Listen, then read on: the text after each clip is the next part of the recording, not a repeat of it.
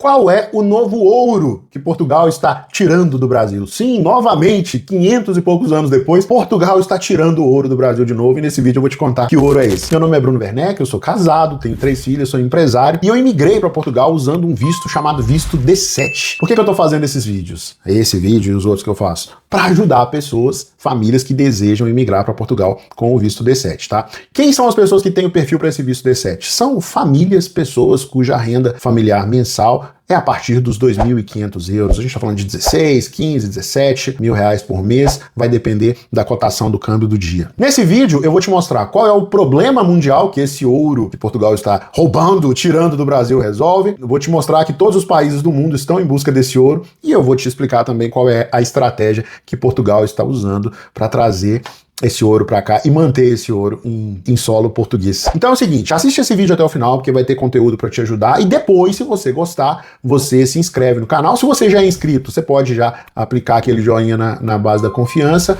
e se você gostar, no final você se inscreve, ativa o sininho para receber as notificações, enfim, compartilha o vídeo. Então vamos lá. Primeiro, eu quero dar um alerta sobre o ouro. Ao contrário do que muita gente pensa, o ouro que Portugal tirou do Brasil há 500 anos, 500 e poucos anos, já foi perdido há muito tempo. E depois Portugal tirou o ouro de outras colônias, e esse ouro também foi perdido. Portugal não é muito bom para manter o seu ouro, e é por isso que eles estão adotando umas medidas meio politicamente incorretas, eu diria, para manter esse ouro que eles estão trazendo para cá. A verdade é que Portugal é sim um país desenvolvido, tem uma ótima infraestrutura, mas isso tudo, essa infraestrutura, é bancada pela União Europeia. E a União Europeia se beneficia de Portugal de diversas formas. Quer ver? Eu vou te dar um exemplo. Portugal tem uma educação muito boa, fornece mão de obra para os principais países da Europa. As pessoas estudam aqui, fazem a faculdade. Portugal chega a investir, segundo estudos do Banco de Portugal, 100 mil euros ao longo da formação de um jovem, e esse jovem se forma em engenharia, economia, medicina e vai trabalhar na Alemanha, na França. Para quê? Para pagar a aposentadoria do alemão, pagar a aposentadoria do francês, pagar a aposentadoria do belga. Então, a União Europeia não vai brigar com Portugal por causa disso, entendeu? Para eles é muito bom porque esse problema é generalizado e Portugal ajuda a resolver o problema da União Europeia, cria um problema para si próprio, mas resolve o problema de outros países mais ricos. E Portugal também é um polo turístico muito interessante para os países mais ricos da Europa. Por quê? Porque aqui o clima é bom, a comida é boa, o país é pequeno, fácil de transitar, as infraestruturas de transporte são muito boas, é um país barato, enfim, não faz sentido você ter raiva de Portugal por causa desse bendito ouro que Portugal tirou do Brasil, tá? Talvez os seus descendentes foram beneficiados por esse ouro, talvez eles ajudaram a tirar um pedaço desse ouro no Brasil, então não vale a pena sofrer por causa disso. Águas passadas não movem moinho, deixa isso para trás. Qual é o problema mundial que assola todos os países praticamente? O nome desse problema, eu já falei sobre isso aqui em outro vídeo, é o déficit populacional. O que é isso? Déficit populacional. É que a população ela cresce muito rápido, ou está estagnada, ou está diminuindo, né? E a consequência desse déficit populacional, daqui a pouco eu vou te mostrar alguns dados para confirmar o que eu estou te falando, é que a população envelhece, falta mão de obra. Eu já te falei que os jovens saem de Portugal para trabalhar e pagar a aposentadoria para os alemães. O governo português cria uma série de medidas. Por exemplo, o governo português ofereceu financiamento de 100% para um jovem abaixo de 35 anos comprar uma casa aqui em Portugal. É o tipo de estímulo que o governo tenta oferecer para manter o jovem português aqui, mas não é eficiente. Por quê? Porque o jovem ele tem aquela visão ali de curto prazo, quer resolver as coisas rápido, e tá certo, tem que resolver a vida rápido mesmo, porque depois ninguém vai resolver a vida dele. E cara, ele vai pra Alemanha ganhar bem, viver bem, vai pra Inglaterra, assistir jogo da Premier League, enfim, ele não é bobo. Tá? E esse envelhecimento da população, atrelado à falta de mão de obra, baixa produtividade, e cria um déficit que é generalizado no mundo inteiro, que é o déficit previdenciário. Eu não sei se você sabe, mas quem está pagando a aposentadoria do velhinho que mora aí perto da sua casa é você que trabalha, é o jovem que trabalha. Quando você estiver velho, quem vai pagar a sua aposentadoria é o jovem que estiver trabalhando naquela época. Mas se você olhar a pirâmide populacional, a pirâmide de faixa etária de cada país, ela está invertendo, então tem muito mais velho do que jovem. Então você vai precisar, se antes a gente tinha 4 jovens para pagar a aposentadoria de um velhinho, agora é o contrário, a gente tem um jovem para pagar a aposentadoria de 4 velhinhos. Isso não vai funcionar, né? Então, não pense você que você colocando dinheiro na previdência, tanto privada quanto pública, agora vai te garantir uma segurança no futuro que não vai ter aposentadoria. As pessoas vão aposentar com 75, 80 anos. Isso é fato. Já é uma tendência e já deixou de ser especulação, já é fato, tá? Qual é a solução desse problema? Presta atenção. Antigamente, 4 jovens pagavam a aposentadoria de um velhinho. Hoje é o contrário. Um velhinho paga a aposentadoria de 4 jovens. Abriu a boca da pirâmide. Ficou um negócio assim. Então o que você tem que fazer? Você precisa de gente aqui embaixo para pagar a aposentadoria. Então você precisa de gente para trabalhar, pagar os impostos, se reproduzir, né, multiplicar e fazer mais filhos, e aí os muçulmanos estão vencendo essa guerra porque eles têm muitos filhos, enquanto os europeus, os brasileiros, os americanos têm 1, 2 filhos. Quer dizer, os Estados Unidos ainda é um pouquinho diferente. Os muçulmanos têm muitos filhos, inclusive países da Europa que têm muitos muçulmanos, tem muita gente dessa cultura ou da religião muçulmana, tem taxas de fertilidade maiores do que os países que não têm tantos muçulmanos assim. Então você precisa de pessoas para trabalhar, pagar impostos, reproduzir, se multiplicar, como diria lá no início da Bíblia, e também para consumir, pagando impostos de consumo. E o que o mundo está fazendo? Eu separei alguns dados aqui, eu quero te mostrar. Por exemplo, os Estados Unidos têm uma taxa de fertilidade de 1,62 nascimentos por mulher. O ideal é que fosse 2. Aqui você tem Estados Unidos 1,62, Canadá 1,26 e Japão 1,20. Né? Eu peguei isso aqui do Banco Mundial. E o que os Estados Unidos estão fazendo? Se você olhar os movimentos atuais do Donald Trump, ele está meio que fechando a economia, porque eles têm uma capacidade de consumo grande. E hoje a produção dos Estados Unidos é na China. Então o que os Estados Unidos estão fazendo? Fecha a economia para trazer a produção para o seu próprio país, para gerar riqueza ali, gerar emprego ali, para ter gente para pagar a aposentadoria, para sustentar o país. Tem muitos imigrantes, os imigrantes são relativamente adaptados à cultura, todo mundo quer ir para os Estados Unidos, porque lá é muito bom, lá tem Disneyland, lá tem NBA, tem Super Bowl, tem show, tudo lá, igreja gigantesca,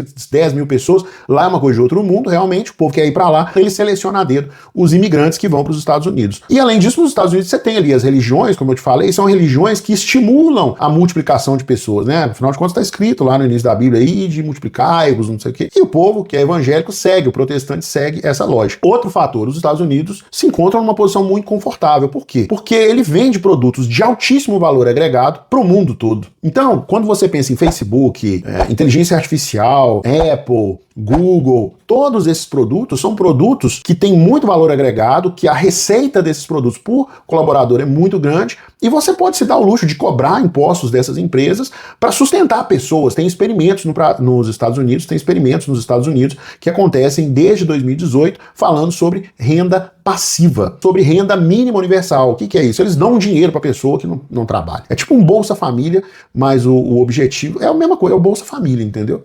Para a pessoa que não tem condições de ganhar dinheiro.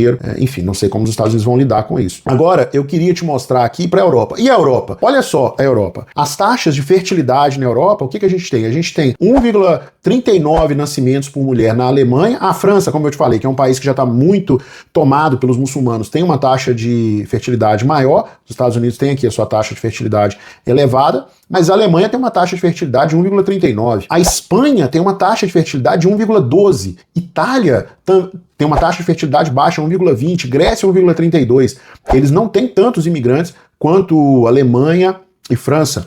A França tem uma taxa de fertilidade maior, como eu te falei, o gráfico mostra, mas que essas taxas elas vêm caindo ao longo do tempo. Você vai ver que todas as taxas estão decaindo, né? A gente tem um aumento da taxa de fertilidade na França, aqui a partir de 2000, que é quando teve meio que um boom de imigração, enfim. Mas de uma maneira geral, a população francesa é velha e preguiçosa. Como assim? Eles trabalham 30 horas por semana e acham que trabalham muito. Além disso, eles estão sofrendo com a imigração muçulmana, a população está sendo substituída. Assim, o muçulmano não vai querer pagar a aposentadoria do francês. A França é um país que lá é muito assim, não, veja bem, eles são meio aquele pessoal que quer resolver tudo na conversa, tem que agradar todo mundo, enfim, é um país muito socialista, vamos dizer assim. E aí demora demais para tomar a decisão, demora para resolver o problema, e o problema nunca é resolvido. Os muçulmanos vão tomando conta, o pessoal bota fogo na França, qualquer coisa lá para eles, qualquer acontecimento é motivo de fazer um protesto, botar fogo em tudo, a polícia não pode fazer muita coisa, enfim, é um país muito travado. Os governantes fazem de conta que esse problema não existe, isso é pela Europa inteira, eles até falam nesse problema, mas não agem em relação a esse problema. E assim, cara, a Europa, ela tá mais ferrada que o Brasil, eu diria, por causa desse problema com a imigração e a preguiça, eles não gostam muito de trabalhar. Mas eu acredito que eles têm mais condições de se recuperar, eles estão em melhores condições de se recuperar.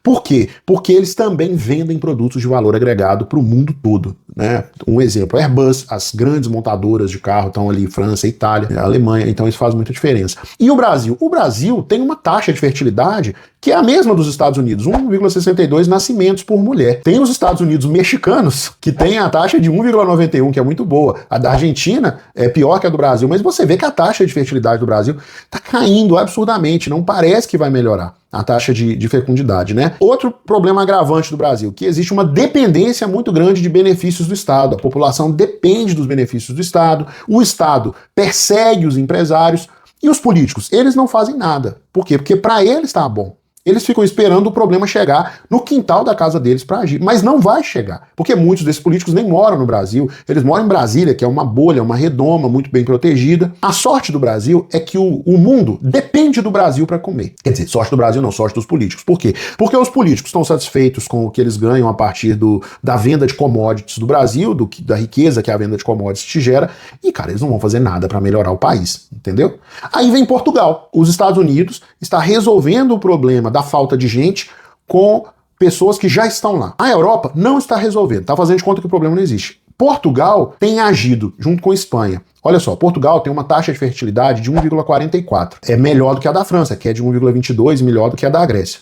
Mas Portugal tem uma população velha, preguiçosa e dependente do Estado. Qual a solução que Portugal está usando? Portugal está trazendo os imigrantes para trabalhar no lugar dos portugueses e pagar os impostos, e está trazendo pessoas que são mais abastadas no Brasil, que vivem de renda, que é o pessoal que vem com o visto D7, é o mesmo visto que eu vim, para pagar impostos de consumo aqui em Portugal. Portugal é um país que, sim, persegue os empresários, os pequenos e os médios empresários. O cara começa a crescer, o Estado vai logo em cima atrapalhando a crescer. Por quê? Porque existem grandes grupos que dominam a economia portuguesa e eles são soberanos, eles sustentam o Estado. É assim que funciona aqui. Mas a qualidade de vida aqui é muito boa. No geral, todos os países precisam de gente para produzir e pagar impostos. Então qual é o ouro? O ouro é esse pessoal que produz e paga imposto. E Portugal está fazendo isso. Como que Portugal está trazendo esse ouro para cá? De 3 formas. A primeira forma é que Portugal oferece um visto de procura de trabalho, assim como a Espanha. A Espanha também oferece esse visto. Esse visto diz que você pode vir para Portugal e ficar aqui durante 3 meses procurando emprego. O que vai acontecer? Se você procurar emprego, em 1 mês você vai conseguir emprego. Ou numa fábrica, vai trabalhar de segunda a sexta, pode ganhar mais fazendo hora extra. Você trabalha no turno noturno, você ganha mais. Você vai encontrar emprego, por exemplo, num restaurante, na construção civil. Então você vai conseguir um emprego. E uma vez que você conseguiu o emprego, você começou a pagar impostos para o governo português, começou a consumir em Portugal e pagar impostos de consumo e movimentar a economia. O que Portugal vai fazer? Vai demorar para te dar autorização de residência. Então você ficou aqui 3 meses, eles vão reconhecer que você está em condições legais, você não está ilegal, você está regular, mas vai demorar para te dar autorização de residência. Você vai ficar aqui esperando talvez até 1 ano para conseguir solicitar a sua autorização de residência. E a cidadania, teoricamente, era para demorar 5 anos, mas demora muito mais. Eu conheço pessoas